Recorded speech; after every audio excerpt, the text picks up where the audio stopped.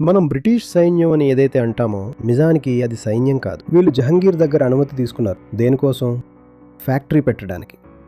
అక్కడ ఫ్యాక్టరీ అంటే వస్తువుల ఉత్పత్తి కేంద్రం అని కాదు, నిల్వ ఉంచే కేంద్రం. అప్పట్లో ఫ్యాక్టరీ అని దేన్ని అనేవారో తెలుసా? నిజానికి అదొక గిడ్డంగి లాంటిది. గోడౌన్ ఇన్వెంటరీ అనుకోండి. దాని రక్షణ కోసం కొందరు సెక్యూరిటీ గార్డులను పెట్టేవారు. బ్రిటిష్ వాళ్ళ దగ్గర ఉన్నది ఆ కొద్దిమంది సైనికులే. ఈస్ట్ ఇండియా కంపెనీ దగ్గర ఉన్నది అంతే. నిజంగానే వాళ్ళ దగ్గర ఉన్నది అంతమందే. 1708లో ఔరంగజేబు మరణించాడు.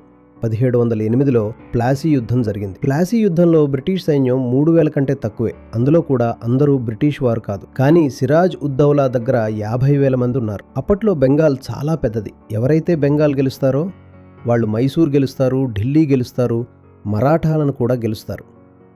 మనం వాళ్ళ చేతిలో ఎందుకు ఓడిపోయామంటే వాళ్ళ దగ్గర సైన్స్ ఉంది, వాళ్ళ దగ్గర టెలిస్కోప్ ఉంది, మన దగ్గర మాత్రం హారోస్కోప్ ఉన్నాయి. అందుకే మనం ఓడిపోయాం.